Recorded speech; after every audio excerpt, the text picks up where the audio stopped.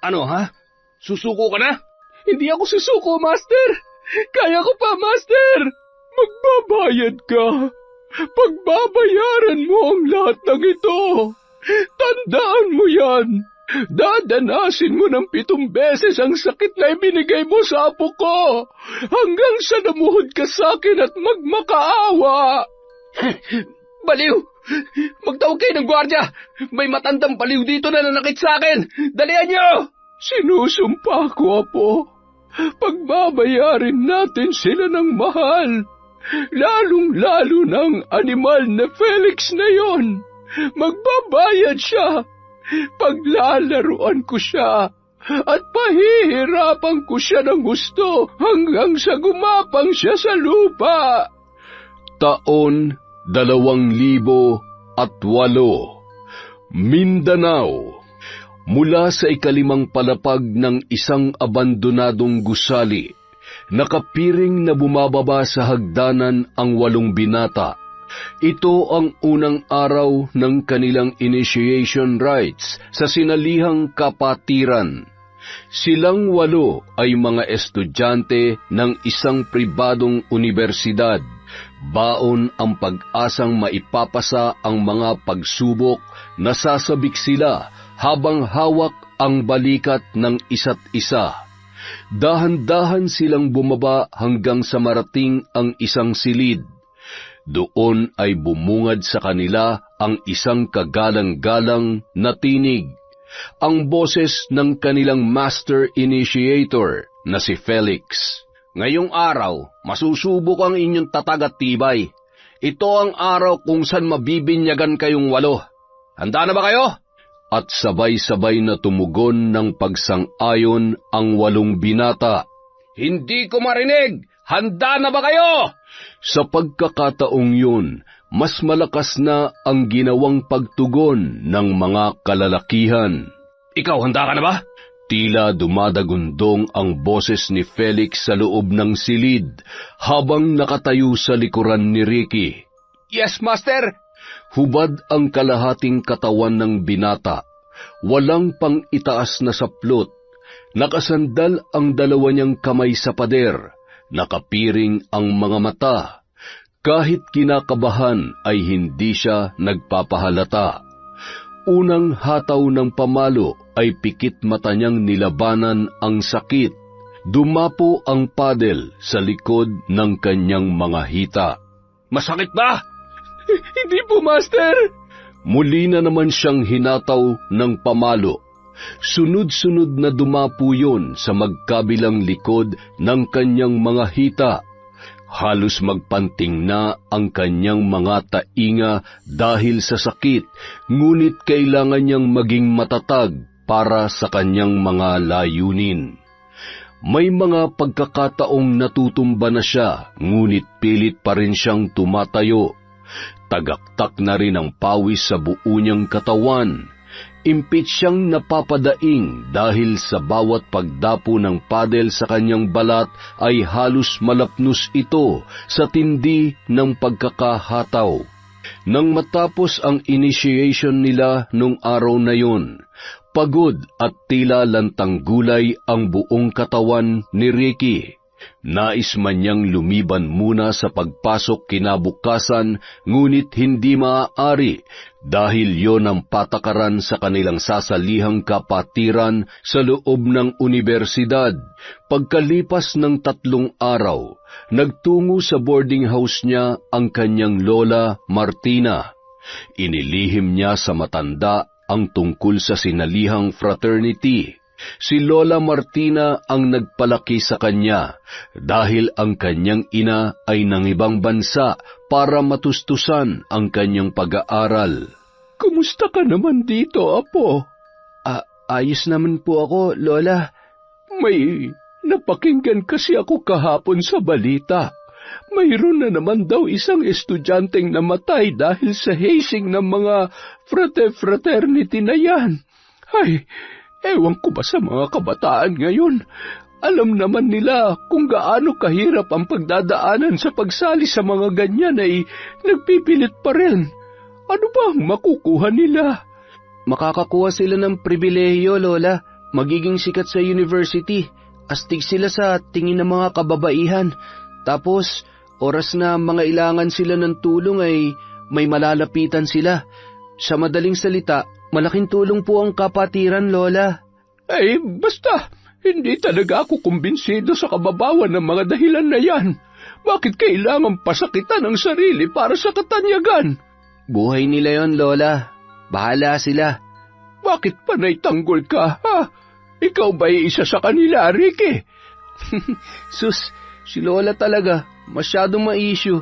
Kumain na nga kayo dyan. Bibili lang po ako ng ulam. Sinundan ng tingin ng matanda ang papalabas niyang apo. Naging mausisa ang kanyang mga titig sa buong katawan nito. Saglit na naningkit ang kanyang mga mata nang mapadako ang tingin niya sa kung paano naglalakad ang binata. Kahit nakasuot ng pantalon si Ricky ay tila ba may kung ano siyang nararamdamang kakaiba sa aura ng kanyang apo. Tila ba matamlay ang binata, maging ang paglakad noon ay parang pilit lang na binubuhay. Mabait na bata si Ricky, maraming pangarap sa buhay. Isa na roon ay ang makaahon sila sa kahirapan. Kahit isang OFW ang ina nito, nakakapagpadala ng pera para sa mga pangangailangan niya. Hindi naman nalilingid dito kung gaano nagpapakahirap sa ibang bansa ang DH niyang ina. At para matulungan ang nanay niyang makapagpahinga na rito sa Pilipinas, kailangan niyang makatapos ng pag-aaral, nang sa ganun ay makakuha ng magandang trabaho. Mahal na mahal ni Lola Martina ang kanyang apo. Nag-iisang apo niya lang kasi si Ricky. Hindi na nag-asawa ang ina nito matapos na iwanan ng kanyang ama para sa ibang babae. Apo, bukas pa ako uuwi sa baryo natin. Magpahinga ka na muna at ako na ang bahala sa mga labahin mo. Talaga po, Lola? Aba, ang galing naman. Ano bang nakain nyo? Ba't dito kayo magpapalipas ng gabi, ha, Lola? Siyempre, namimiss kita. Batang ito. Ikaw ba? Hindi mo ba namimiss ang lola mo? Siyempre po, namimiss ko kayo. Halika po kayo dito. Payakap nga po. Ay, ang apo ko, binata na talaga. Sa susunod niyan ay mag-aasawa ka na. Wala pa nga po akong girlfriend. Asawa na agad ang iniisip nyo. Pero huwag kayo mag-alala. Magka-girlfriend man ako o asawa man yan, hindi kayo mapapalitan sa puso ko. Kayo ang first love ko. Totoo ba yan? Oo naman po. Pero tama na tong drama natin la. Maglalaba ka pa, di ba? Baka hindi ka na makapagkusot na maayos. Naiiyak ka na, oh. Ay, nakuloko ka talagang bata ka. Akin na nga yung mga labahin mo. Saka yung pantalon na suot mo, isasabay ko na. Sige na, palitan mo na yan. Matapos maisampay ng matanda ang mga damit ni Ricky ay sinilip niya yon. Mahimbing na natutulog ang binata sa maliit nitong kama habang nakadapa. Ang suot niyang cotton na shorts ay nahawi pa itaas, kaya nalantad sa matanda ang likod ng kanyang hita. Nagkukulay talong yun. Malapad na ang itinakbo ng kulay ubi nitong balat, kaya napatakip na lamang ng bibig si Lola Martina. Alam niyang ang mga pasang yun ay natamo ng kanyang apo galing sa pamamalo. Kung gayon, tama ang kanyang kutob. May itinatago nga si Ricky sa kanya. Nagpasya si Lola Martina na hindi na lamang uusisain pa ang apo tungkol doon. Bago siya umalis ay hinawakan niya na mahigpit ang kamay ng binata. Ricky, apo, kung ano man ang mga plano mo, sana'y matupad ng walang anumang malaking sagabal. Lagi kaming nakasuporta at nakaalalay sa iyo. Tandaan mo yan. Patnubayan ka nawa ng Panginoong Diyos. Sa pagkarinig ni Ricky sa mga sinabi ng kanyang lola, ay parang may humaplos sa kaibuturan ng kanyang puso. Tila nakukonsensya siya dahil sa paglilihim niya doon. Ngunit kailangang gawin niya yon upang hindi na mag-alala pa ang matanda para sa kanya. Malaki ang tiwalang malalampasan niya ang lahat ng mga pagsubok na ibibigay sa kanila, at oras na maging ganap na siyang miyembro sa sinalihang fraternity, marami ng pribilehiyo ang kanyang makukuha. Isa na doon ang magkaroon ng mga kapit sa malalaking tao sa industriya. Sa pagpapatuloy ng kanilang initiation rites, lalong tumitindi ang mga ginagawa sa kanila. Naroong habang nagre-recite sila ay biglang susuntukin ang kanilang mga braso. Kapag nagpo-push up sila ay may mga nakasakay sa kanilang likuran. Kung minsan pa ay tinutuhod ang likod ng kanilang hita.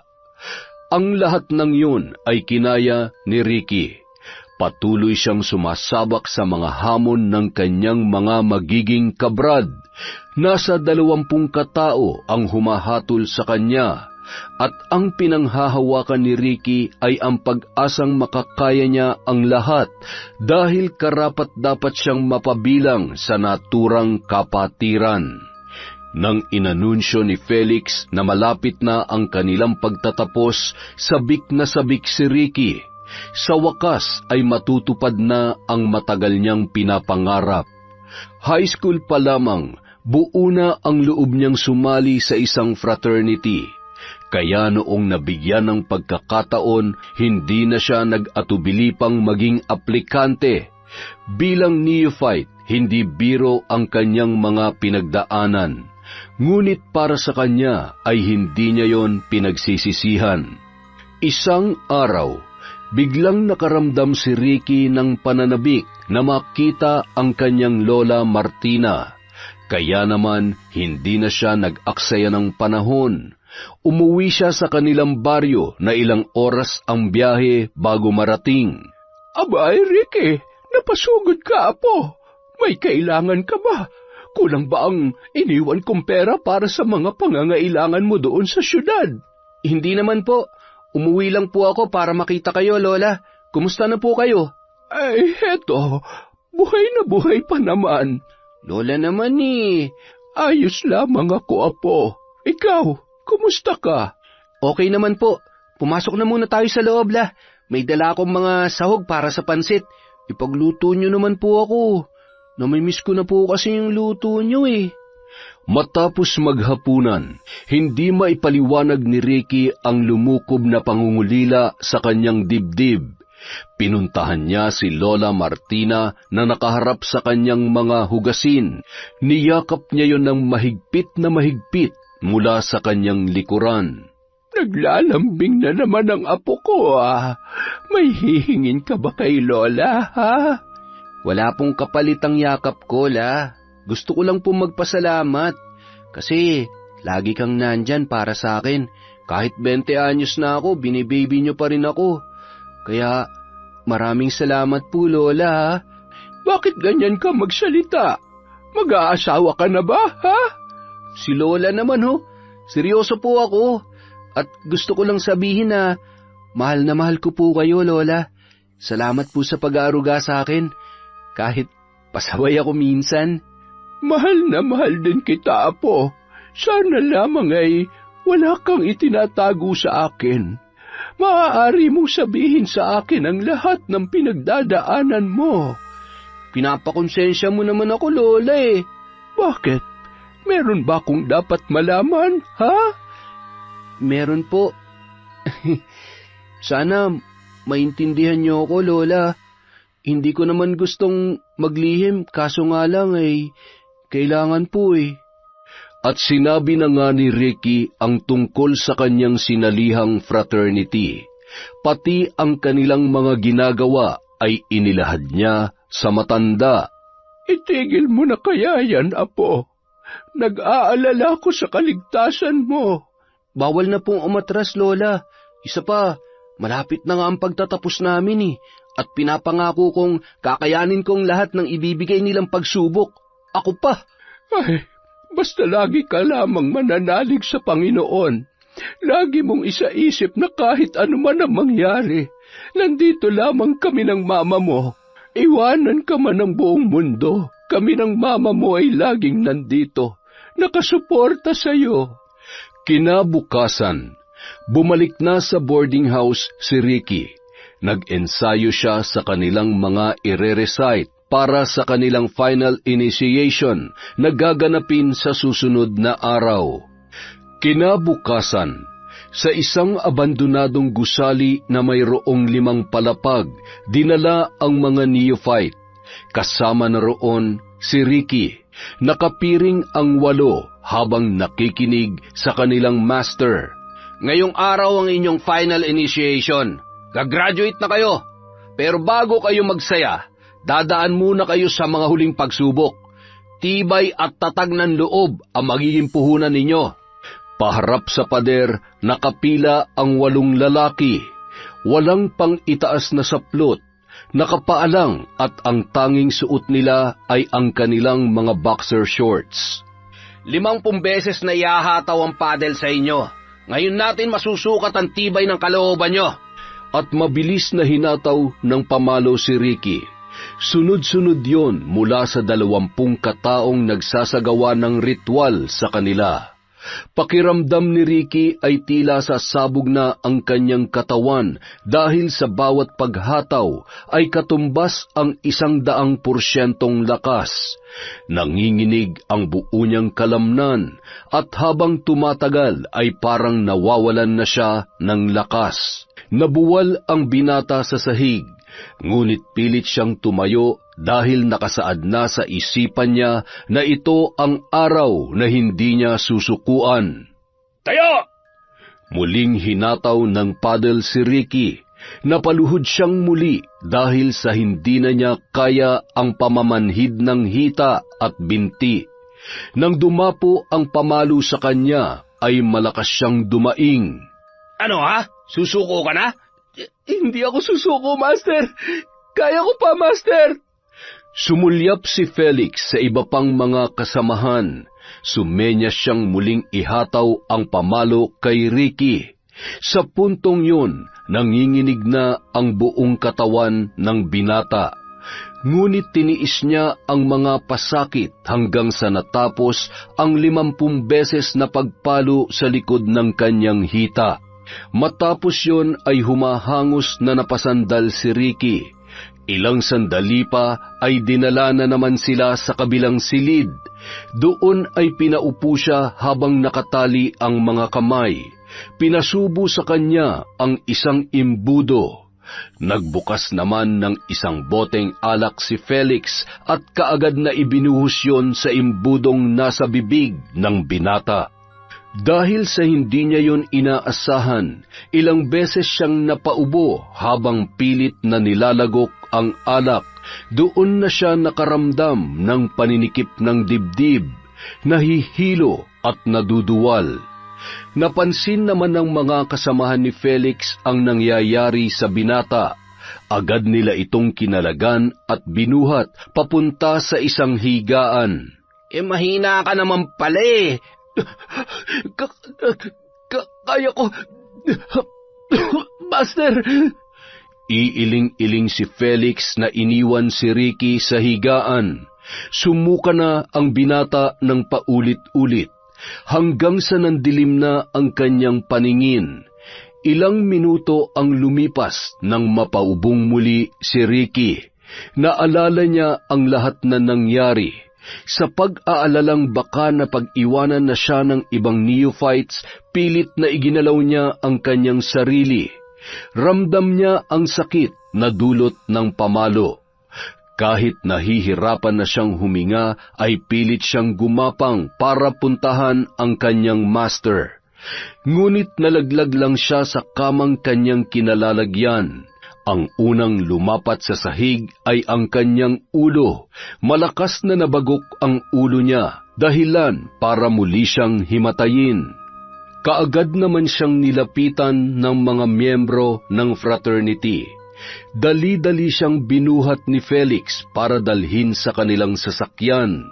Ngunit nang nasa hagdanan na sila, nabitawan siya ng binata at sa muling pagkakataon ang kanyang ulo ang naunang lumapag sa konkretong sahig.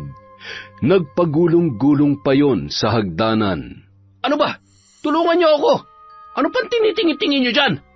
Mabilis namang tumalima ang mga kasamahan ni Felix. Pinagtulungan nilang buhatin ang lupaypay na katawan ni Ricky. Isinakay sa kanilang sasakyan at pinaharurot yon papunta sa ospital. Nagtutulakan pa sila kung sino ang maghahatid kay Ricky dahil bawal na may makaalam na sila ang may kagagawan noon sa binata. Tawagin niyo na lang ang gwardya. Bilis! Nang maibaba na si Ricky, ay pinaharurot na nila papalayo ang kanilang sasakyan. Samantala, hindi maipaliwanag ni Lola Martina ang biglang paninikip ng kanyang dibdib. Agad siyang kumuha ng tubig para uminom, ngunit sa paghawak niya sa babasaging baso ay bigla itong nadulas mula sa kanyang kamay, dahilan upang mabitawan niya yon at mabasag. Diyos ko! Ilang minuto pa ang lumipas, matapos na mailigpit ang mga bubog mula sa nabasag na baso, nakatanggap ng tawag si Lola Martina sa telepono. Hello? Ay, magandang araw po. Gusto lang po naming ipaalam sa inyo na nasa ospital po ngayon ang apo ninyo. Si Ricky? Bakit? Ano nangyari sa kanya? Hindi na nagbigay pa ng ibang impormasyon ang lalaking tumawag, matapos sabihin kung saang ospital dinala ang binata.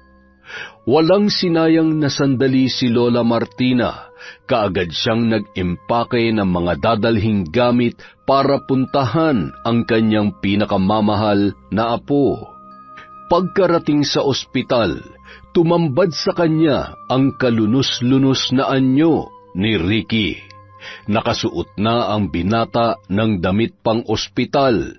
Maraming mga linya ng aparato ang nakakabit sa kanyang katawan, at ang mas malala pa ay hindi pa rin siya nagkakaroon ng malay. Nurse, ano ba talaga ang nangyari sa apo ko? Lola, hindi pa po namin masasagot yan sa ngayon. Hinihintay pa kasi ang resulta sa mga test na isinagawa sa kanya. Ay, Diyos ko! Ang apo ko! Sino nagdala sa kanya dito? Hinatid lang po siya ng isang sasakyan, kaso hindi na namin nakilala kung sino ang mga kasama niya. Pero base sa gwardyang nakakita, mga lalaki raw po ang naghatid sa kanya dito. Malamang mga kasapi sila ng fraternity na sinalihan ng apo ko. Mukhang biktima nga po ng hazing ang apo niyo, Lola, base sa mga pasa sa likod ng hita niya. Napahagulhol na lamang si Lola Martina dahil sa sinapit ng kanyang apo. Lihim niya ring sinisisi ang kanyang sarili dahil sa wala siyang ginawa noong malaman niyang isang aplikante na ng kapatiran si Ricky. Sobrang nag-alala naman ang ina ni Ricky na si Mary Ann nang malaman ang nangyari sa kanyang anak. Kaya nagdesisyon siyang umuwi ng Pilipinas para personal na maasikaso at maalagaan ang binata. Maraming mga araw ang inilagi ni Ricky sa ospital.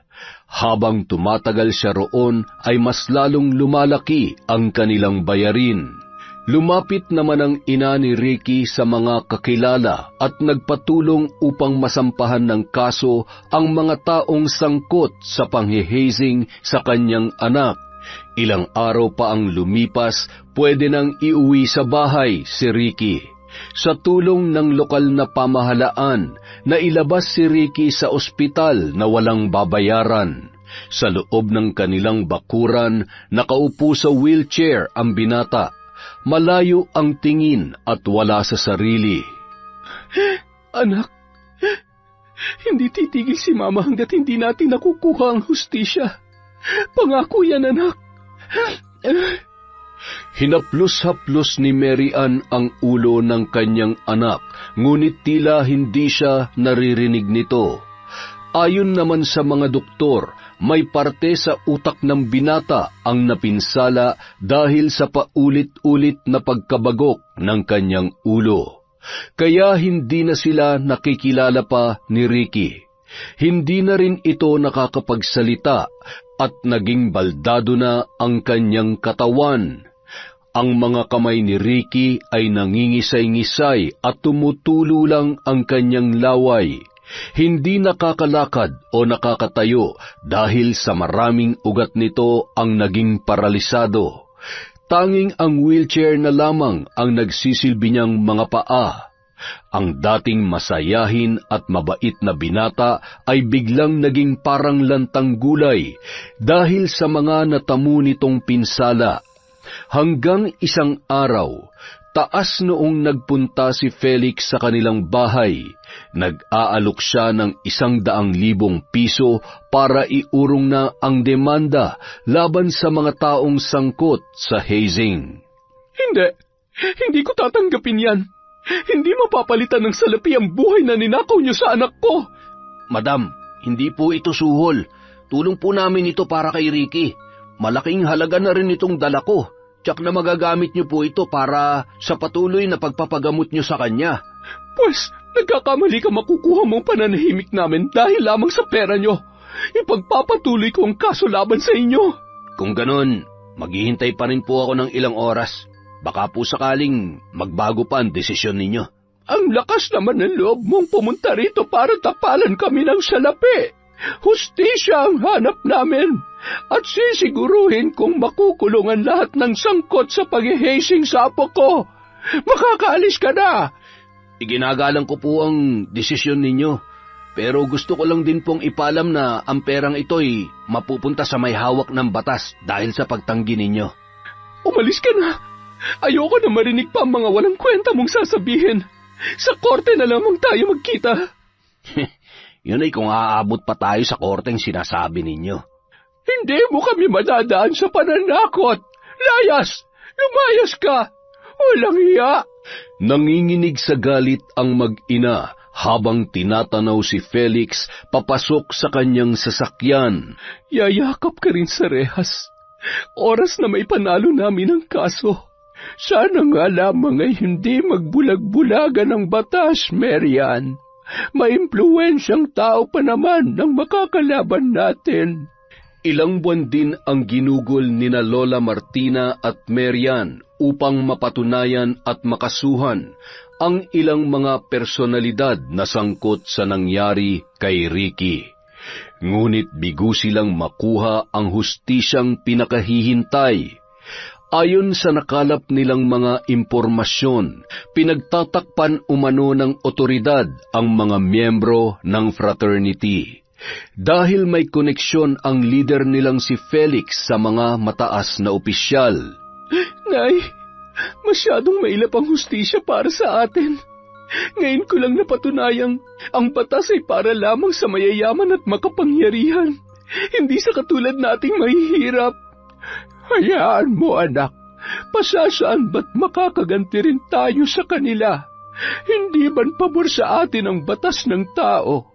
May paglalagyan naman sila sa batas ng dilim. Anong ibig niyo sabihin, Nay? Sandali, hindi ko yata gusto yung tumatakbo sa isip ninyo. Wala na akong iba pang alam na paraan para makuha natin ang hustisya para sa aking apo. Maliban dito. Hindi ako makakapayag, Nay. Ayokong pati kayo ay matanda na ako, anak. Nay. Hindi alam ni Mary Ann kung papaano makukumbinsi ang ina na wag nang ipagpatuloy pa ang nais niyang gawin. Ayaw niyang mapahamak si Lola Martina, pero parang may nagsasabi sa kanyang kailangan nilang makuha ang hustisya para sa kanyang anak sa pamamagitan noon, dahil wala silang kalaban-laban sa mga taong may hawak ng batas. Isang araw, nagpunta si Lola Martina sa universidad na pinapasukan ni Ricky.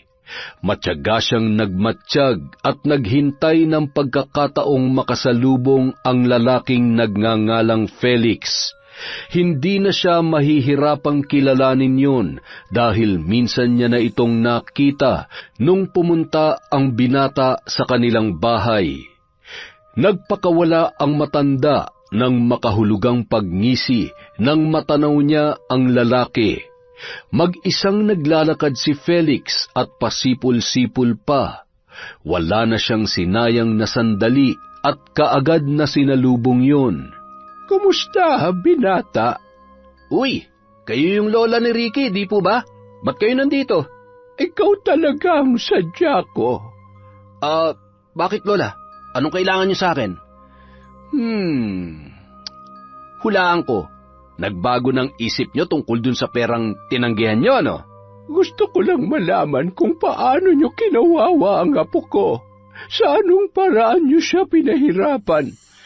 Alam niyo, lola, may oath of silence kaming sinusunod sa organisasyon. Kaya hindi ko masasagot yung mga katanungan niyo. Ganun ba? Hindi nga siya nakatikim kahit kurot mula sa akin. Tapos kayo, nawala namang ambag sa buhay niya. Ganun na lamang siyang pinasakitan. Para lang po sa kaalaman niyo, ha? Kusang nag-apply ang apo niyo dahil gusto niya mapabilang sa organisasyon namin. Hindi namin siya pinilit o kinaladkad. Alam niyang pwede mangyari sa kanya. Malas lang talaga siya dahil hindi niya natapos ang proseso. 8 sila, pero tanging siya lang ang nag-collapse. Alam niyo kung bakit? Dahil mahina ang loob niya. Walang ibang dapat nasisihin kundi siya, hindi kami, o ang kahit na sino man. Kasalanan niya kung bakit siya nagkaganon. Siya ang sisihin niyo. Naintindihan niyo?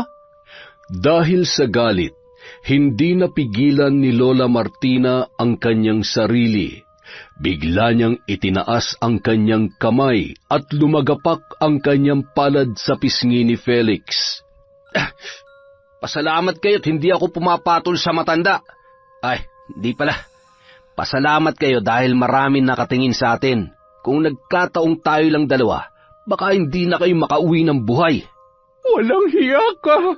Alis na ako. Tabi nga dyan. Akmang aalis na ang binata nang hablutin ni Lola Martina ang kanyang suot na polo. Ano ba? Baka gusto niyong magtawag pa ako ng gwardya at ipakaladkad kayo palabas. Magpabayad ka. Pagbabayaran mong lahat ng ito. Tandaan mo yan. Dadanasin mo ng 7 beses ang sakit na ibinigay mo sa apo ko hanggang sa lumuhod ka sa akin at magmakaawa. Baliw. Gwardya! Magtawag ka kayo ng gwardya! May matandang baliw dito na nanakit sa akin! Dalihan niyo! Hindi na pinatapos pa ni Lola Martina sa pagdadrama ang binata. Binitiwan niya na ang polo nito, ngunit siniguro niyang may nakuha siya mula rito. Nakangisi siyang lumabas ng unibersidad habang nakapaloob sa nakakuyom niyang palad ang isang bagay na gagamitin niya sa kanyang paghihiganti. Ricky, apo, sa wakas, makakaganti na rin tayo. Sa mundong ginagalawan nila, sila ang batas, sila ang nasusunod. Subalit sa batas ko, ako ang magbibigay parusa at sa akin sila luluhod. Punong-puno ng determinasyon ang kabuuang anyo ng matanda. Samantala, pagsapit ng gabi, sa loob ng sariling silid ay seryosong pinagmamasdan ni Lola Martina ang kanyang mga kagamitan sa pambabarang. Matagal niya nang ginagawa yun, lalo na sa tuwing may matinding pinagdadaanang problema, ang pambabarang lang ang nakakatulong sa kanya. May iilang nakakaalam ng kanyang sikreto, mga malalapit niyang kaibigan na kung minsan ay binabayaran siya para magbigay ng parusa sa mga taong nakakaalitan ng mga yun. Hindi biro ang kanyang gawain dahil konting pagkakamali lang, tiyak na buhay niya ang magiging kapalit. Pero magkaganon pa man ay handa siyang harapin ang kahit sinong albularyo na makikialam sa kanya. Sa bawat barang na ipinapataw ni Lola Martina, ang kapalit ay pagkalagas ng kanyang ngipin. Ang mga yun ang siyang nagiging kabayaran, at sa puntong ito, ang iaalay niya naman ay ang kanyang paningin. Hindi bali ng mabulag basta maiganti lang niya ang kanyang pinakamamahal na apo. Nagsimula nang magtirik ang matanda ng isang kulay itim na kandila at pinagitnaan ng 4 na kulay puti. Akmang sisindihan niya na yon nang biglang may kumatok sa kanyang pintuan. Nay, pwede po ba tayo mag-usap? Bukas na, anak. May ginagawa ako. Alam kong may pinagkakaabalahan kayo at alam ko kung ano yan. Anak naman, pagbigyan mo na ako. Ayaw mo bang maparusahan ng maysa? Buksan niyo muna tong pinto, Nay. Naiinis man ay nilukuban muna ni Lola Martina ang kanyang mga gamit ng itim na kumot bago pinagbuksan ang kanyang anak. Ano ang pag-uusapan natin? Nay, may ibang paraan pa para makuha natin ang hustisya. Huwag naman sa ganito. Hindi niyo ba alam na kasalanan yan? Hindi pa kayo natatakot sa Diyos? Marian, pinagbigyan na kita dati nung iniwan ka ng asawa mo para sumama sa ibang babae. Ayaw mong barangin ko siya, hindi ba? Ayaw mo siyang masaktan dahil kasama niya ang tama na, Nay. Hindi na natin may babalik pa ang nakaraan. Yun na nga. Kaya sana naman ay huwag mo na akong pakialaman ngayon. Hindi mo ba nakikita? Para ito kay Ricky, sa anak mo. Buhay pa si Ricky, Nay. Pasasaan ba't lalabas din ang katotohanan tungkol sa nangyari sa kanya? Marian naman, huwag kang magbulag-bulagan. Pera ang sagot para makuha natin ang sinasabi mong hustisya. Wala tayo nun. Wala tayong salapi na ipantatapal sa mga mukha ng mga walang hiyang yon. Pero, Nay, alam kong may kaakibat itong gagawin ninyo. Paano na lamang ako? Paano na kami ni Ricky pag may nangyaring masama sa inyo? Walang masamang mangyayari sa akin. Mabubulag lamang ako. Ano? Paningin niyo magiging kapalit sa gagawin niyo, Nay? Sige na, puntahan mo na ang anak mo. Walang nagawa si Mary Ann para awatin ang kanyang ina. Nang pinagsaraduhan na siya nito ng pintuan, talagang buo na ang desisyon ng matanda. Dahan-dahan na lamang siyang bumalik sa silid ni Ricky. Nang masilayan ni Mary Ann ang kanyang inak, ay napaiyak na lamang ang babae. Marahil tama nga ang kanyang nanay. Buhay nga si Ricky, ngunit pinatay na ng mga taong yun ang pag-asang matupad pa ang kanyang mga pangarap. Handa naman siyang pagsilbihan ang kanyang pinakamamahal na anak. Ang tanong nga lamang ay makakaya ba niyang makitang malaya ang mga lumapastangan dito, samantalang naghihirap ang binata sa kanyang naging sitwasyon. Magbabayad kayong lahat. Samantala, ipinagpatuloy ng matanda ang nasimulang gawain. Mula sa maliit na bote, pinakawalan niya ang isang mabuhok na higad na kulay itim. Humayo ka at puntahan mo ang may-ari nitong hawak ko. Hindi muna natin siya papatayin. Ipapalasap muna natin sa kanya kung gaano katindi ang aking puot at galit. Inilapag ni Lola Martina ang hawak niya at ipinatong doon ang mabuhok na higad.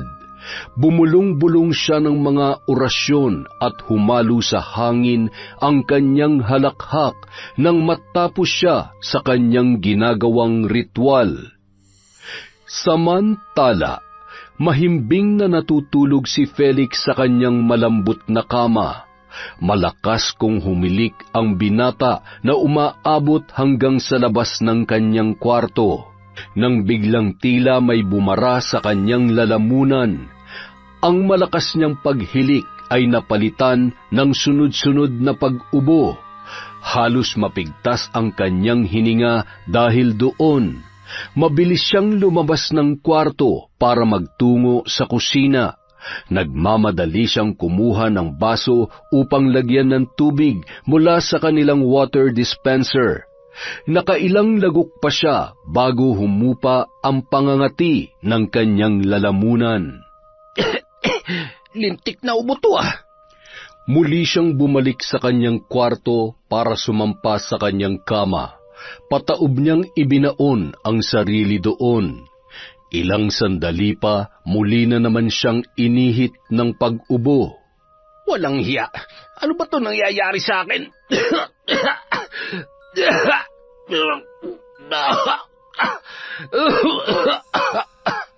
Napabalikwas siya ng bangon at padabog na naupo. Walang tigil ang pag-ubo ng binata. Nangangati ang kanyang lalamunan at ramdam niya ang pag-init sa loob noon. Naluluha na ang kanyang mga mata dahil sa walang tigil na pag-ubo. Sinaltik-saltik pa niya ang kanyang dibdib ng makailang ulit para maibsan ang kanyang nararamdaman. Muli siyang lumabas ng silid para magtungo sa kusina. Doon ay nakasalubong niya ang kanyang ama na si Dr. Danny. Ano nangyayari sa iyo, Felix? Ewan ko ba pa, bigla na lang akong inubo ng inubo eh. Naistorbo tuloy ang pagtulog ko. Eto ang gamot. Kanina pa kasi kita naririnig na kumakahol dyan. Ininom naman agad ni Felix ang kapsula na ibinigay ng kanyang ama. Ramdam niyang tila may humaharang sa loob ng kanyang lalamunan, dahilan upang hindi niya malunok ang nasabing gamot. Sa muli niyang pag-ubo ay nailabas niya pa yun. Pa, mukhang may problema yata ang lalamunan ko. Parang may kung ano nakabara sa loob eh. Titingnan ko yan bukas, anak. May aasikasuhin pa kasi ako. Sige na, ha? Subukan mong inumin ulit yan. Matapos iwanan ng ama, muling sinubukan ni Felix na lunukin ang gamot at tagumpay naman niyang nagawa yun. Pagkatapos noon ay tumigil na rin agad ang kanyang pag-ubo. Sobrang effective naman yata ng gamot ni Papa. Bago siya pumasok sa loob ng kanyang silid, ay pinakiramdaman niya muna ang sarili. Nang masigurong hindi na kumakati ang lalamunan, ay binuksan niya ang pinto at pataob siyang sumampa sa kanyang kama para makatulog na. Kinaumagahan, nagising si Felix na malat ang boses. Ramdam din niya ang pamamaga ng kanyang lalamunan. Ilang sandali pa, biglang nangati ang kanyang leeg. Nang kamutin niya yon, ay unti-unting nanikip ang kanyang balat. Ramdam niya ang pangangapal noon, kasabay ang pagkalat ng pantal sa kanyang batok. Ay, ang kati naman. Makaligo na nga lang. Pagkatapos maligo ay muli niyang sinipat ang sarili sa salamin. Ngunit laking gulat niya nang masilayan ang leeg niyang halos dumoble ang pamamaga. Ha? Bakit to nagkaganito? Bigla siyang napaubo sa puntong yun at nangilabot siya nang may lumabas sa kanyang bibig, mga balahibo ng kung anong insekto. Nasa tansya niya ay umabot ng isang baso ang dami. Ano mga ito? Bakit? Saan ito nanggaling? Dahil sa takot, kaagad niya yung itinapon sa labas ng bintana. Dala ng kilabot ay nanginginig pa ang kanyang mga daliri. At tinatambol ng kaba ang kanyang dibdib. Hindi mapakali si Felix dahil sa nangyari, kung kaya tinawagan niya ang doktor niyang ama. Pinapunta siya nun sa klinik sa katiningnan. Binigyan din siya ng ilang gamot para sa namamantal niyang leeg. Mabuhok na higad lang yata ang dumapo sa iyo, Felix eh. Kaya nagkaganyan ang balat mo. Mga buhok ka mo ng insekto nakita mo, di ba? Ganun talaga kadami pa. Imposible naman yata. Lumabas pa mula sa bibig ko. Baka namamalikmata ka lang.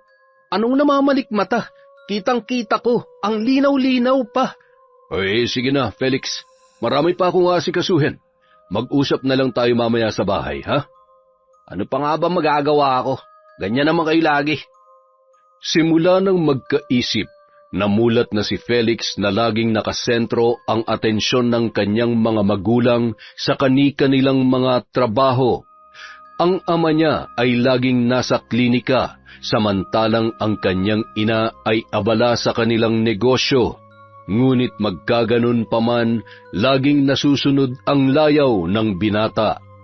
Pinalaki siya sa pera, kaya lahat ng bagay na gustuhin niya ay agad niyang nakukuha at nababayaran. Ngunit sadyang may isang bagay ang hindi nila kayang ibigay sa kanya, sapat na panahon para sa kanilang anak. Makalipas ang 3 araw, nawala ang pamamantal sa leeg ni Felix. Akala niya ay tuluyan na yung gumaling. Subalit laking gulat niya nang mapansin ang unti-unting pagkawala ng kanyang boses. Idagdag pa ang literal na pangangati ng kanyang lalamunan. Nais niya mang magpakonsulta sa ama, ngunit pinigilan niya na lamang ang kanyang sarili. Lagi na lang itong nagmamadali kung siya na ang kausap. Mabuti pa ang ibang pasyente, inaasikaso noon ng mabuti. Kaya naman, uminom na lamang siya ng gamot para sa allergy.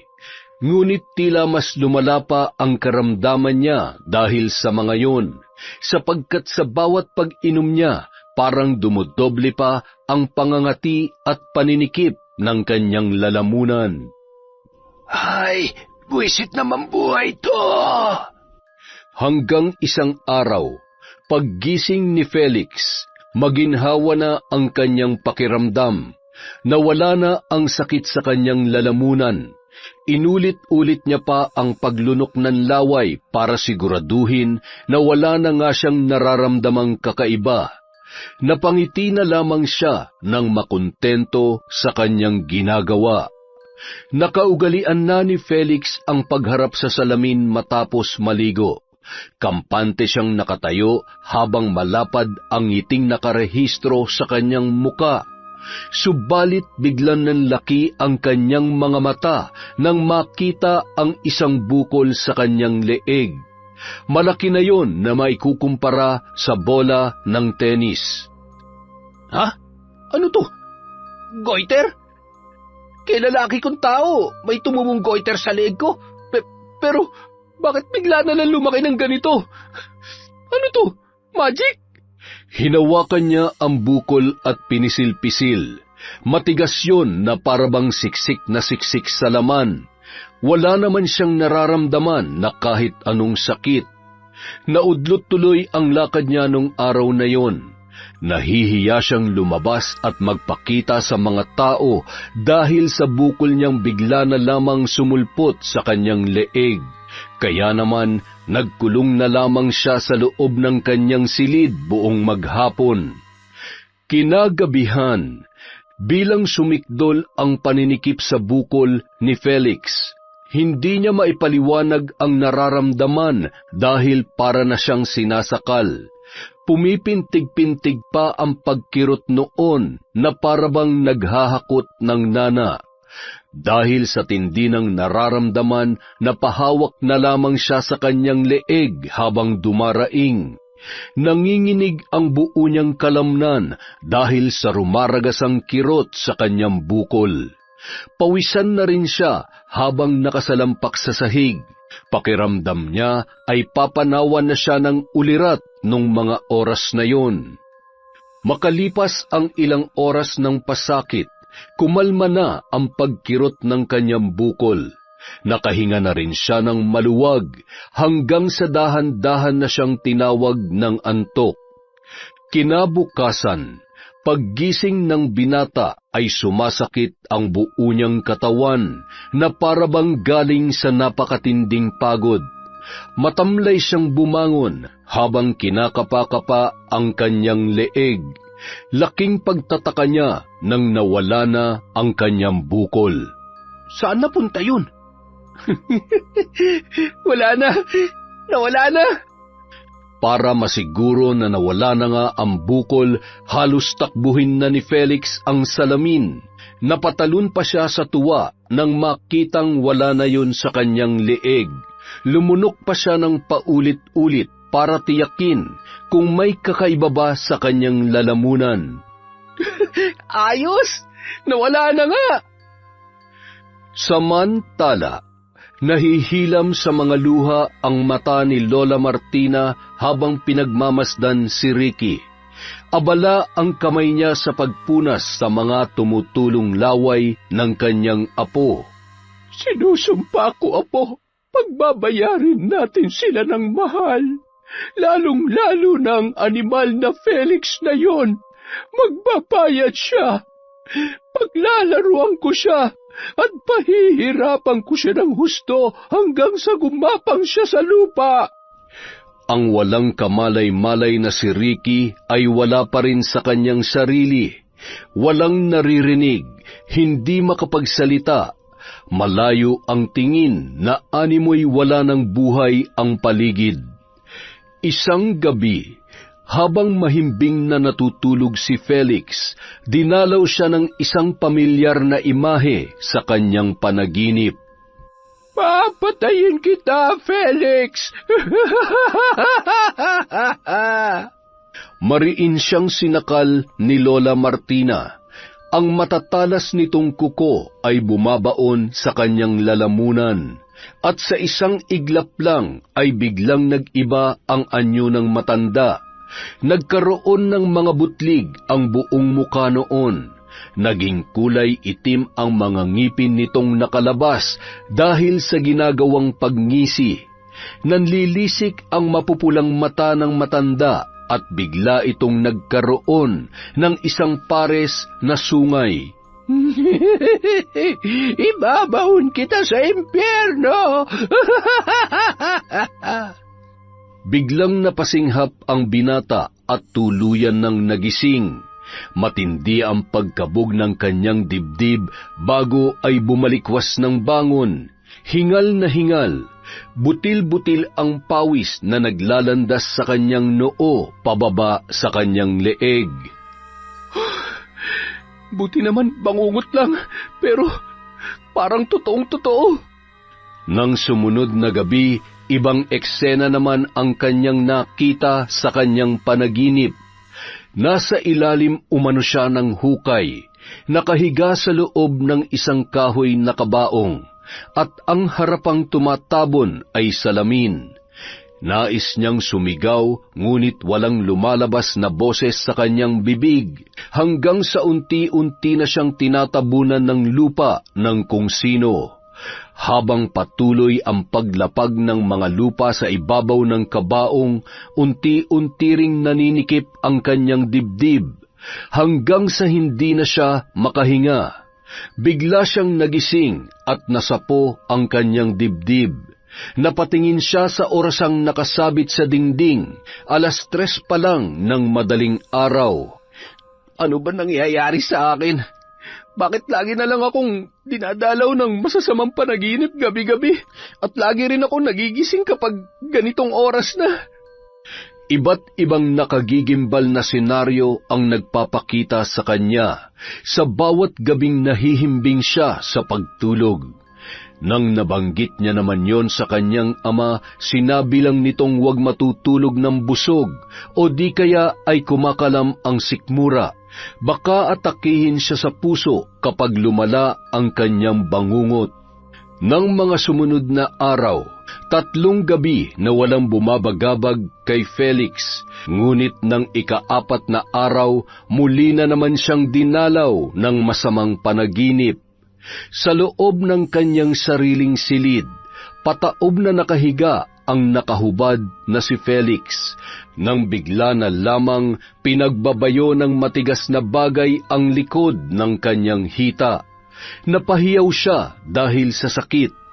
Gusto niyang tumayo at manlaban, ngunit parang ipinako na siya roon.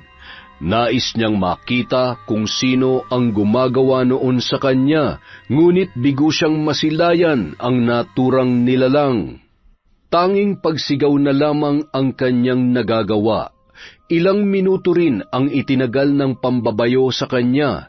Ramdam niya ang pagpulandit ng dugo mula sa kanyang hita. Pakiramdam niya ay nadurog na ang kanyang mga buto. Hanggang sa tumigil na rin yun. Naigalaw niya rin sa wakas ang buo niyang katawan. Nang kapain niya ang kanyang likod na hita, mga uod ang kanyang nahawakan. Dahil sa bumalot na pagkabigla ay sinuri niya yon, at ang bumungad sa kanyang paningin ay ang sugatan niyang mga paa. Maraming uod ang gumagapang doon, at ang mas nakapagbigay ng panghihilakbot sa kanya ay nang masipat niya na naaagnas na ang kanyang katawan. Ang paligid niya ay biglang nag-iba. Natagpuan niya na lamang ang kanyang sarili sa loob ng isang hukay, nanlilimahid at napapalibutan ng mga naglalakihang bulate.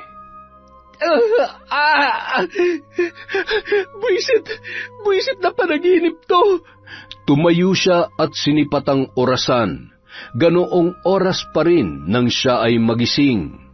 Ano bang meron sa'yong 3:00 ka? Dala ng sobrang galit, hindi niya na napansin ang mga tumutulong likido mula sa kanyang leeg. Uminom siya ng tubig sa kusina at doon ay may naamoy siya na kakaiba. Iginala niya ang kanyang paningin, ngunit wala naman siyang nakitang bulok na pagkain o di kaya ay patay na daga. Nang walang ano-ano ay napakamot siya sa kanyang leeg. Nakapa niya doon ang malapot na likido. Inamoy niya yun at napatayong bigla dahil sa amoy nitong nakakasulasok. Mabilis na nagtungo si Felix sa harapan ng salamin. Hindi maipinta ang kanyang muka nang masilayan ang nakakapangilabot at nakakasukang sugat na naglalabas ng dilaw at mabahong likido. Malaki ang sugat niyang yon na sakop ang harapan ng kanyang leeg.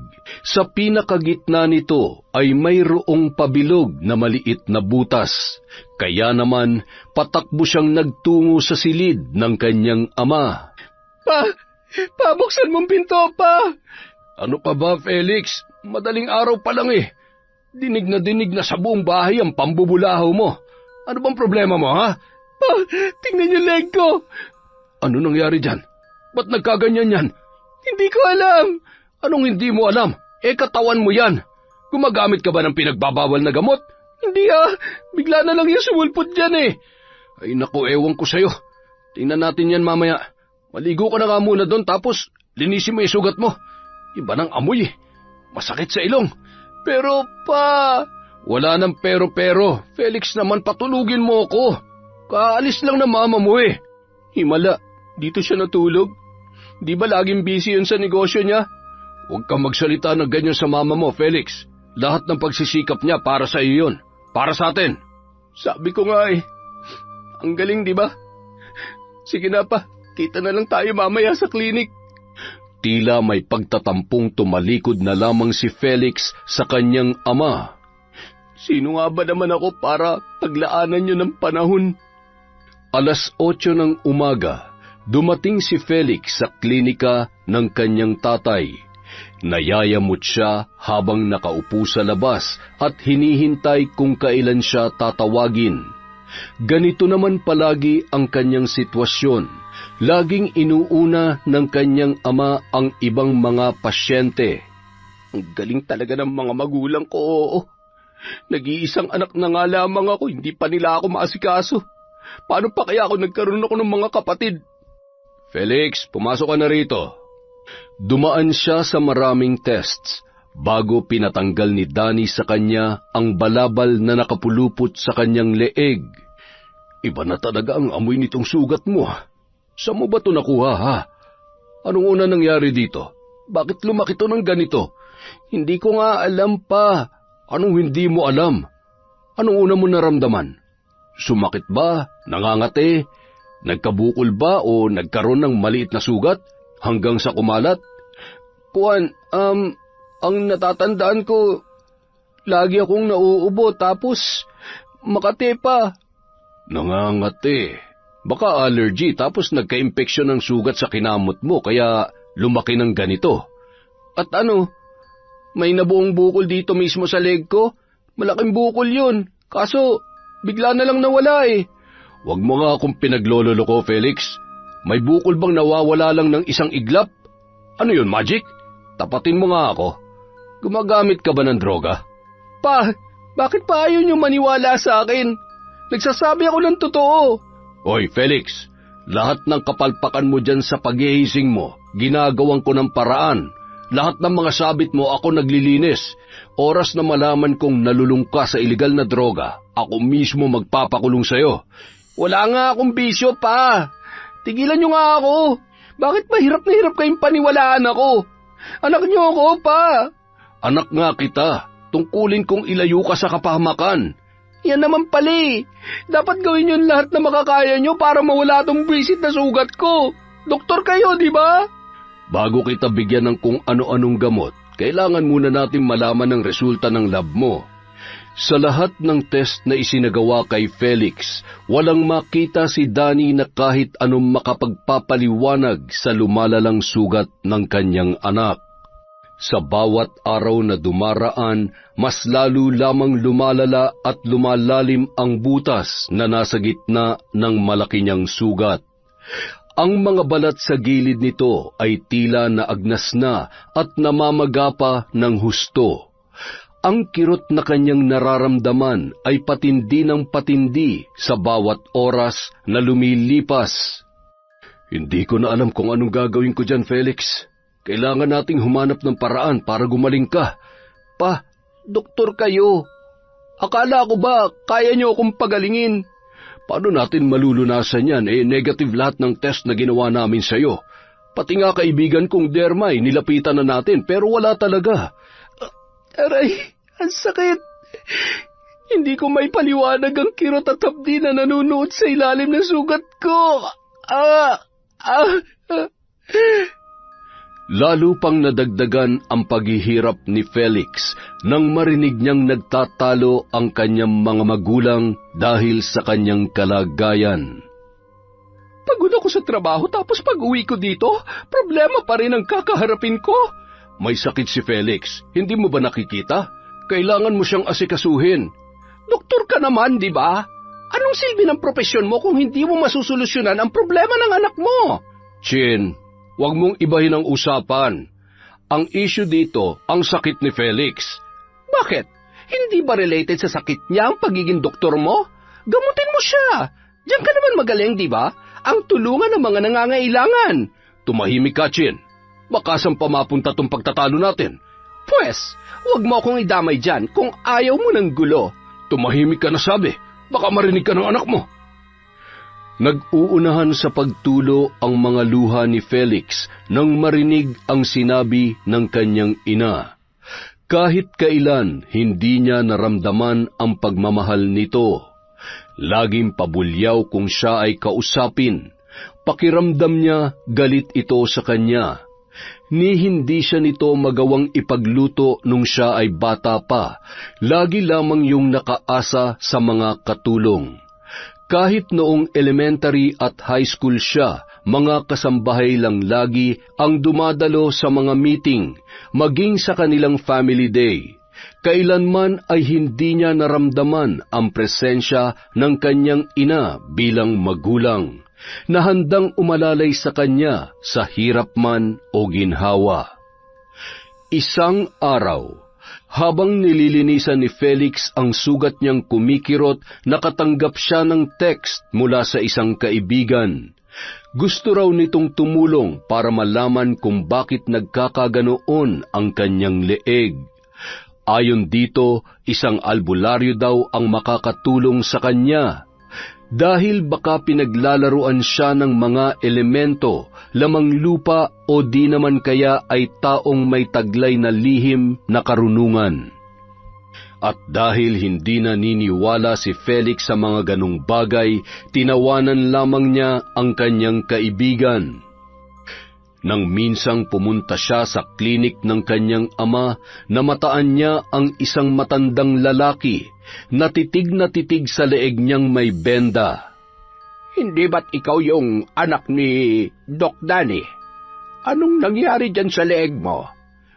Nagkasugat po, tapos kumalat na sa buong leg ko. Baka po, diabetic lang siguro po ako. Baka? Ibig sabihin ay hindi ka sigurado? Alam mo, iho, may mga bagay na hindi saklaw ng medisina. Kung ako sa'yo, magpatingin ka sa isang albularyo. Albularyo? Aba, pangalawang tao na kayo nagsabi sa akin yan pero hindi po kasi ako naniniwala sa mga ganyan. Maraming mga bagay ang hindi na ipapaliwanag ng siyensya, pero nalulunasan naming mga albularyo. Albularyo po kayo? Oo, at kaya kong alamin kung ano o sino ang pinagmulan ng karamdaman mong yan. Yun ay kung bukas sa loob mong magpatingin sa akin. Salamat na lang po, pero magaling na doktor si Papa. Hindi namin kailangan ng kung sino mang manggagamot. Walang problema kung yan ang pasya mo. Pero baka sakaling magbago ang isip mo, hanapin mo na lamang ako sa address na ito. Iniabot ng matanda ang kapirasong papel kay Felix na tinanggap naman niya bago siya nito iniwan. Albularyo, alam ko naman pera lang din ang habol nyo. Doon kayo nabubuhay, sa panluloko ng ibang tao. Mabilis na itinapon ni Felix ang papel sa basurahang nasa gilid ng pintuan. Habang lumalalim ang gabi, sumisidhi ang pagkirot sa lieg ng binata. Napapadaing siya, napapaiyak sa tuwing umaatake ang hapdi at kirot noon. Idagdag pa ang nararamdaman niyang tila kinakalikot ng husto ang maliit na butas na nasa gitna ng kanyang sugatang leeg. Kahit namimilipit sa sakit, pinagmasdan niya pa rin ang kanyang leeg gamit ang kanyang hawak na salamin. Dahil doon, nagtayuan ang kanyang mga balahibo. Nasilayan niya ang pagbulwak ng malinaw-linaw na likido mula sa maliit na butas na yun. Umalingasaw pa ang napakasangsang na amoy noon. Kahit nanginginig, pilit na kinuha ni Felix ang malinis na puting tela at ipinahid sa lumalabas na likido. Tiniis niya ang hapdi sa nalalapatan nitong sugat. Nang suriin niyang mabuti ang puting tela, napansin niya ang maliliit na balahibo na humalo sa pinahid na likido. Pinong-pinong mga balahibo? Sumagi sa isip niya ang mga naisukang balahibo noon at doon niya napagtanto na magkatulad nga ang mga yon. Biglang kumabog ang kanyang dibdib. Naguguluhan ang kanyang isip kung bakit may lumalabas na pinong balahibo mula sa loob ng kanyang katawan. Binagabag siya ng tagpong yon buong magdamag, napuyat siya at mas lalo ng hina pagsapit ng umaga. Felix, dun ka nga sa kwarto mo. Nasusuka na ako sa amoy mo, ha? Nakakadiri. Ma, pwede niyo bang linisin ang sugat ko? Ano ka? Sinuswerte?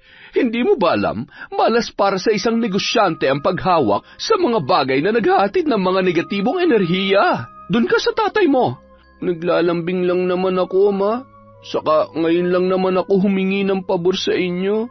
Tigilan mo nga ako. Sige na, Ma. Para ngayon lang naman Hindi ka ba nakakaintindi? O gusto mong ipaintindi ko sa'yo? Mamalasin ako pag hinawakan kita dahil amoy nabubulok ka na. Bakit, Ma? Nun bang mabango pa ako at malusog? Ni minsan ba nahawakan niyo ako? Hindi rin naman, di ba? Hindi niyo nga ako nakikita Kasi para sa inyo, negosyo lang ang mahalaga. Walang ibang mahalaga kundi pera. Buti pa si Papa kahit papano may malasakit sa akin. Hoy, wag mo nga akong sinusumbatan ng ganyan, ha? Baka nakakalimutan mong nabubuhay ka dahil sa pera ko. At wag mo akong ikumpara sa ama mo. Magkaiba kami. Anong kaguluhan ito? Kausapin mo nga yung anak mo, Danny. Masyado nang tumatalim ang tapas ng dila. Magsorry ka sa mama mo, Felix. Hindi na naituloy pa ng binata ang nais sana niyang sabihin nang makaramdam siya ng paninikip ng dibdib. Hanggang sa pakiramdam niya ay may unti-unti nang sumasakal sa kanya. Napapahiyaw na siya sa sobrang sakit dulot ng tila pagpiga sa kanyang leeg. Ang maputla niyang balat sa muka ay biglang nangitim na animoy barado ang daluyan ng kanyang dugo. Habang sa kanyang leeg ay nabalot ng pulang likido ang bendang nakalagay doon. Felix, ayos ka lang ba? Hindi ako makahinga. Chin, alalayan mo ko. Dadalhin natin si Felix sa ospital. Dali! Ano? Bakit mo pa ako isasama? Siyempre, ikaw ang mama niya. Wala ka na ba talagang pakialam sa anak natin, ha? Hindi ko siya anak, Danny. Alam mo yan. Kaya wag mo akong pilitin na maging magulang sa kanya. Chin! Kahit nahihirapan at namimilipit sa sakit, ang mga katagang binitawan ni Chin ay umalingaw-ngaw sa loob ng tainga ni Felix. Hindi na niya narinig pa ang sagutan ng dalawa dahil tumulo na ang kanyang mga luha. Nabingi na siya at ang tanging tumatak sa kanya ay ang binitiwang salita ng ina. Napakasakit na marinig ang katotohanan. Ang matagal na niyang tinatanong sa sarili ay nabigyan na ng kasagutan. Kaya pala walang pakialam si Chin sa kanya dahil hindi niya ito tunay na ina. Subalit ang isiping yon ay nawaglit nang tuluyan na siyang nawalan ng malay sa loob ng sasakyan. Mula sa mahimbing na pagkakatulog, nagising si Felix sa isang napakadilim na lugar. Wala siyang maaninag na kahit na anong liwanag. Masikip sa kanyang kinaroroonan, halos hindi siya makagalaw. Hanggang sa biglang nagbukas ang kahon na kanyang kinalalagyan at tumambad sa kanyang harapan ang isang malaking salamin na nakalutang sa ere. Doon ay nasilayan niya ang sarili. Nakasuot pala siya ng disenteng damit, ngunit pinaglalaruan ng mga naglalakihang uod ang kanyang leeg. At sa isang iglap lang, biglang bumukas ang butas sa gitna ng kanyang malaking sugat. Iniluwa noon ang isang mabalahibong higad na malusog at buhay na buhay. Sobrang nangilabot si Felix. Nagpakawala siya ng ubod lakas na pagsigaw. Biglang nabasag ang salamin at tumilapon ang mga bubog na yon sa kanya. Hanggang sa ang buo niyang katawan ay biglang nabalot ng lupa, habang nakadagan sa kanya ang basag-basag na salamin na tila baluti.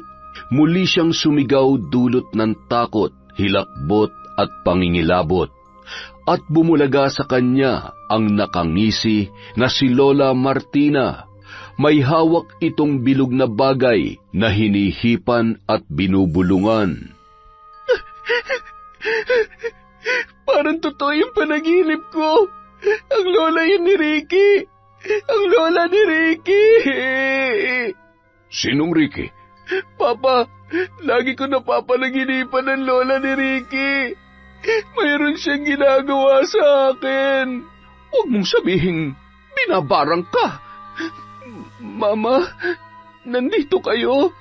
Gumapang ang tuwa sa puso ni Felix nang masilayan ang ina. Ngunit nang maalala niya ang sinabi nito, biglang tumulo ang kanyang luha mula sa mga mata. Sino po ang totoo kong ina? Nasaan po siya? Anak, saka na natin yan pag-usapan. Tingnan mo, hindi makabubuti sa iyo ang... Sige na po, gusto ko malaman ang totoo. Sige, ako na magsasabi sa iyo. Pero kailangan ka muna nating mapatingnan sa albularyo, Felix. Mukhang masama ang lagay mo. Kailan pa kayo nagkaroon ng pakialam sa akin, Ma? Bakit ang bait niyo ngayon? Dahil ba sa nalaman ko ang totoo kaya bumabawi kayo? Tanggap ko na, Ma. Tanggap ko nang hindi mo ako kayang mahalin dahil hindi mo naman talaga ako kadugo. Pwede ba? Huwag ka muna mag-isip ng kung ano-ano, Felix. Tingnan mo at dumudugo yung sugat mo. Hindi na nakipagtalo pa ang binata. Sinulit na lamang niya ang pagkakataon na makasama ang kanyang mga magulang. Sa unang pagkakataon ay inasikaso siya ni Chin, binigyan ng oras at inalagaan. Ilang araw matapos makalabas sa ospital, nagtungo sila sa matandang lalaking nagpakilala sa kanya bilang albularyo. Mabuti na lamang at nakalagay sa record ni Danny ang address ng matanda.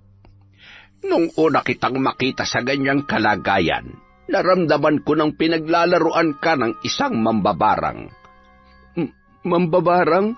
Oo. Ang mga mambabarang ay gumagamit ng mga insekto sa pamamagitan ng kanilang lihim na karunungang itim. Pinapapasok nila ang mga insekto sa loob ng katawan ng kanilang biktima. Doon ay tila maghuhukay ang nasabing insekto at mamamahay. Yung iba nagpaparami, yung iba naman nagpapakalusog lang. Unti-unti nitong hihigupin ang lakas ng biktima hanggang sa manghina at bumigay na ang katawan. Malalaman ba natin kung sino nagpapasakit sa anak namin? Sa ngayon ay hindi ko pa masasabi yan. Pero mukhang may nakuhang gamit ang mambabarang mula sa anak mo, Doc Danny. Yun ang ginamit niya para may magsilbing koneksyon sa kanilang dalawa. Kung ganoon, maaaring kilala lang namin ang sinasabi mo, mambabarang. Ganoon na nga. Isipin nyo kung sino ang nakaalitan ninyo. Ang lola ni Ricky. Siya lang naman ang laging laman ng panaginip ko eh. Papatay niya daw ako at isasama sa impyerno. Sino ba kasi ang Ricky na yan?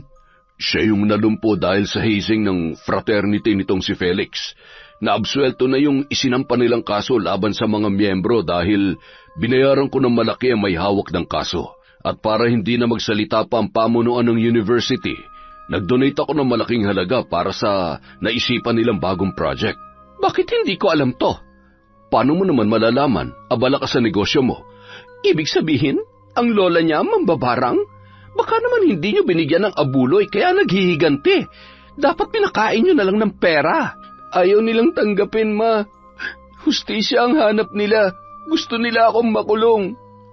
Sa mga narinig, nag-iba ang ekspresyon ng muka ng matandang albularyo.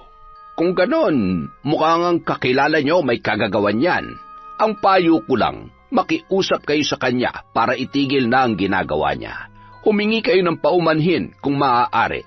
Hindi na nagbigay ng panlunas ang albularyo dahil nagdalawang isip ito kung tutulong ba siya o hindi. Dahil nalaman niya na ang tunay na ugali ng hinahangaan niyang doktor at hindi siya pumapabor doon. Samantala, mula sa nakabukas na bintana na tanaw ni Mary Ann ang mamahaling sasakyan, pumarada yun sa harap ng kanilang bakuran. "Tao po! Tao po!" May kailangan po ba sila? Dito po ba nakatira si Ricky? Opo, ako po ang nanay niya. Anong kailangan nila?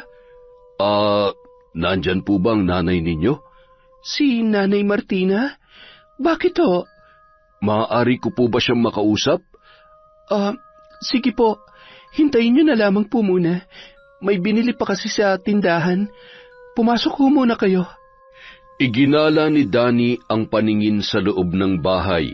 Maaliwalas naman yun at hindi ka babakasan ng kung anong imahe o nakakatakot na rebulto. Ngunit may isang lumang larawan ang nakaagaw ng kanyang pansin. Kilala mo bang babaeng ito? Ako yan. Nung hindi pa ako nakikipagsapalaran sa ibang bansa. Ha? Kung ganun, kilala mo si Monching Soledad? Namilog ang mga mata ni Mary Ann nang banggitin ng lalaki ang pangalan ng dati niyang asawa. Asawa ko siya dati. Bakit ho? Ikaw nga. Alam mo, matagal na kitang hinahanap. Mary Ann ang pangalan mo, hindi ba? Oo. Ay, naku po, Diyos ko. Bakit sa ganitong pagkakataon pa tayo pinagtagpo? Sir, hindi ko kayo maintindihan. Mary Ann, nasa aking pangangalaga ang iyong anak. Bago mamatay si Monching, inihabili niya sa akin ang anak ninyo. Sa tulong ng mga koneksyon ko, naging legal kong anak si Felix. Ang walang hiya. Nagawa niya pang ipamigay ang anak ko matapos niya ako ipagpalit sa iba. Walang ibang babae ang asawa mo, Mary Ann. Sinabi niya ang lahat sa akin. Dahil sa pagmamahal niya sa inyo, nagawa niyang ilihim ang sakit niyang kanser. Gumawa siya ng sulat at sinabing sumama na siya sa iba. Pero ang totoo, mas pinili niya lamang mamatay na hindi niyo nalalaman. At para hindi ka na mahirapan, dinala niya si Felix sa akin. Dahil alam niya mabibigyan namin ng asawa ko ng magandang buhay ang panganay na anak ninyo. Dahil sa kanyang mga narinig, nanginig ang buong katawan ni Mary Ann. Hindi niya akalain na magagawa yon ng kanyang asawa. Nagimbal siya sa kanyang mga natuklasan. Tumulo ang masaganang luha sa kanyang mga mata at saglit siyang natulala. Sakto naman ang pagdating ni Lola Martina. Oh, Mary Ann, may bisita pala tayo. Magandang araw po. Ako po ang papa ni Felix. Anong ginagawa mo rito? Naparito po ako hindi para manggulo, kundi para makipagkasundo. Alam kong may nagawang kasalanan ng anak ko sa apo ninyo, pero sana po ay mapatawad niyo na siya. Tawad? Ibinibigay ko lang ang aking kapatawaran sa mga taong sinserong humihingi niyan, sa mga taong karapat-dapat. Kaya nga po, naririto ako sa harapan ninyo para humingi ng tawad. Nagkamali po ang anak ko pero sana'y maintindihan ninyo na parte ng proseso sa kapatiran ng pisikal na pananakit sa kanilang mga aplikante. Nauunawaan ko naman yan. Ang hindi ko lamang maintindihan ay kung bakit pinapanigan pa rin kayo ng batas, gayong mali naman talaga kayo. Wala akong ibang nakikita kundi mga mukha lamang kayong pera. Nakikiusap po ako. Sana'y bigyan niyo ang anak ko ng pagkakataong mabuhay na normal. Bakit? Binigyan niyo ba ng normal na buhay ang aking apo? Ni hindi niyo nga maibigay ang hustisya sa kanya. Kung wala ka nang sasabihin, makakaalis ka na sa pamamahay ko. Samantala, tahimik na nakaupo si Felix sa loob ng kanyang kwarto nang biglang bumukas ang pintuan. Kumusta na ang pakiramdam mo? Eto po, masakit pa rin ang... Alam mo bang mahal na mahal ka ng papa mo? Nung iniwan ka niya kay Danny, wala siyang ibang bukang bibig kundi ang mahalin ka daw namin. Ituring na parang tunay na anak. Kung ganun, ampun niyo lang po pala ako. Hindi rin si Papa ang tunay kong ama. Kaso, hindi ko yun nagawa. Simula kasi nang dumating ka, pakiramdam ko, nawalan na ng atensyon sa akin si Danny. Baby ka pa kasi nun. Mga 1 taon ka pa lamang. Kaya, itinuring kitang kaagaw sa kanya. Nasaan po ang mga tunay kong magulang? Si Monching, yung papa mo, matagal nang namatay. Tapos yung mama mo naman, sa larawan lang namin nakilala. Alam mo nung araw na nagpanik ng husto si Danny dahil sa pagkukulaps mo, nagbanta siyang iiwan daw niya ako oras na may masamang mangyari sa'yo. Doon ko na-realize kung gaano ka kaimportante sa kanya. Kaya naisip kong panahon na rin siguro para baguhin ang pagtrato ko sa'yo. Ano pong ibig niyong sabihin? Babawi ako sa mga panahong hindi kita naalagaan, Felix. Sabay ngumiti ng matamis ang babae at napayakap na lamang ng mahigpit sa kanya si Felix. Hindi niya lubos akalaing darating pala ang araw na magbabago ang kanyang nakagisnang ina. Ikinuwento ni Felix kung gaano siya naiinggit sa mga kababata na laging nakasuporta ang kanilang mga nanay, kaya sumiklab ang inggit at lihim na galit niya kay Ricky dahil lagi nitong ibinibida ang mapagmahal at maalaga nitong lola. Idagdag pa ang pagsasakripisyo ng ina nitong nagtatrabaho sa ibang bansa. Naging sandalan niya ang kapatiran dahil doon niya nararamdaman na magkaroon ng kakampi, mga kasangga. Mataas din ang tingin niya sa sarili dahil sa pagbibigay galang ng mga miyembro noon sa kanya. Ang fraternity rin ang naging daan para lihim siyang makapambuli sa mga neophytes. Gamit ang paddle at dahas ay naipaparanas niya sa mga ito ang kanyang galit sa mundo dahil sa kulang ang pagmamahal na natatanggap niya mula sa kanyang mga magulang. Isa na roon si Ricky. Lihim siyang naiinggit dito kaya sa oras na dumadaan ito sa kanilang initiation, lagi niyang pinagbubuntunan ng galit ang binata sa pamamagitan ng pagpalo at pagpaparanas ng mga pisikal na pananakit. Gusto niyang pasukuin si Ricky, pero sadyang matibay at malakas ang loob nitong matapos ang proseso na dinadaanan para maging ganap na miyembro ng kanilang kapatiran. Sa huling araw ng kanilang initiation, pinahirapan niya si Ricky sa pamamagitan ng pagpapainom dito ng matapang na alak. Alam niyang mahina sa alkohol ang binata, kaya sinagad niya ang pagpapatungga doon. Nang mapansing ng hihina at nahihirapan na si Ricky, nagpakawala siya ng nakakalokong pagngisi, hanggang sa bigla na lang itong nag-collapse at nahulog sa kanilang pinaglagyan. Binuhat niya ang binata at sapilitang dinala sa may hagdanan. Doon ay sadya niya itong binitawan hanggang sa tuluyan ng nahulog sa hagdan. Samantala, sa bahay ni na Mary Ann, patuloy pa rin sa paghingi ng tawad si Danny kay Lola Martina. Wala nang masasakit pa na nakikita ko nga ang apo ko, ngunit hindi man lang namin nakakausap. Buhay nga siya, pero pinatay niyo na ang kinabukasan niya.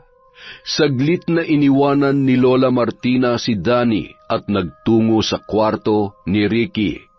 Tulak-tulak ang wheelchair ng binata. Taas noon niyang hinarap si Danny. Tingnan mo ang apo ko. Dahil sa karahasan na sinapit niya, nagkaganito siya. Kaya ko po siyang tulungan. Sa pamamagitan ng mga therapy, may pag-asa pang gumaling ang apo niyo. Nakikiusap po ako sa inyo. Bawiin niyo na ang barang sa anak ko. Parang awa niyo na. Alam mo palang binabarang ko siya. Pwes, gusto kong malaman mong hindi ko uurungan ang lahat ng mga albularyong hihingan mo ng tulong. Magdurusa si Felix sa mga kawalang hiya niya. Papatayin ko siya. Nay, tama na. Huwag kang makialam, Mary Ann.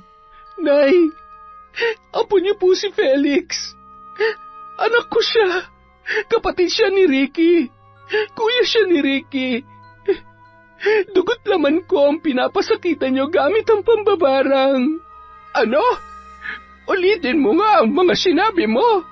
Ikinuwento ni Danny ang lahat sa matanda, kung paano napunta sa kanya si Felix noong ito ay maliit pa, at kung bakit nagawang maglihim ni Monching sa asawa. Hindi totoo yan. Pinapaikot mo lang kami para bawiin ko ang barang na itinanim ko sa loob ng katawan ng anak mo. Totoo po lahat ng sinasabi ko. Alam kong sa mga oras na ito, alam na rin ni Felix na ampun lamang namin siya. Bakit sa ganitong pagkakataon pa tayo nagkakilala, sir? Bakit? Ang tadhana na sigurong gumawa ng paraan para makilala ni Felix ang tunay niyang mga kapamilya. At para malaman mong nasa amin ang isa mo pang anak. Nay, nakikiusap ako. Tigilan mo ng pagpapasakit kay Felix. Wala silang nakuhang sagot buhat kay Lola Martina. Sa pag-alis ni Danny sa kanila ay umaasa siyang positibo ang epekto ng mga natuklasan ng bawat isa. Ikinuwento ni Danny kina Felix at Chin ang mga nangyari. Kapwa natigilan ng dalawa nang malaman ang katotohanan. Ibig sabihin, kapatid ko si Ricky? Oo, anak, at nakakaawa ang kanyang kalagayan. Samantala, nanginginig na pinatay ni Lola Martina ang mga nakasinding kandila sa loob ng kanyang silid. Wala sa sariling napahawak siya sa bagay na kinuha niya noon mula kay Felix. Dinampot niya yon at ikinulong sa loob ng kanyang palad. Ginawa niyang kasing hugis niyon ang sugat ni Felix, pabilog at may butas sa gitna, para mas lumakas ang koneksyon niya sa binatang pinapasakitan. Ang bagay na yon ay walang iba kundi ang butones na nakuha niya mula sa suot nitong polo. Ito na siguro ang huling pagkakataong gagamitin ko ang barang sa isang nilalang. Ang daya naman ng tadhana. Sariling apo ko pa pala ang naging biktima ng aking pambabarang. Subalit kailangan kong tapusin ang ritual. Pasensya ka na, Felix. Ngunit kailangan mo itong maranasan. Sa pagbukas ng palad ni Lola Martina, inilapit niya ang bibig sa butones. Hinipan-hipan kasabay ng pag-oorasyon upang tuluyan ng tapusin ang ritual. Samantala, ang nagtitiis sa kirot na si Felix ay biglang nakaramdam ng pananakit sa kanyang leeg. Parang pinipigayon dahilan ng kanyang paglupasay sa sahig. Diyos ko, Felix! Anong nangyayari sa iyo, anak? Ang sakit! Ang sakit-sakit! Anong gagawin ko? Diyos ko! Ang bendang nakapalibot sa leeg ng binata ay biglang nabasa. Tila binaha ng kung anong likido. Sandali! Tatanggalin ko lang ang nakalagay sa leeg mo, anak! Nanlaki ang mga mata ni Chin nang masilayan ang pagbulwak ng manilaw-nilaw na likido mula sa butas ng sugat ni Felix. Halos mapalundag pa siya sa gulat nang biglang lumabas mula doon ang isang mabalahibong higad. Higad! May lumabas na higad sa sugat mo, Felix! Biglang nangisay ang binata. Tumirik ang kanyang mga mata hanggang sa hindi na siya gumagalaw pa. Sa labis na pag-aalala, isinugod ni Chin si Felix sa ospital. Sa isang madilim na lugar, dinala si Felix ng kanyang panaginip. Masikip at halos hindi na siya makahinga.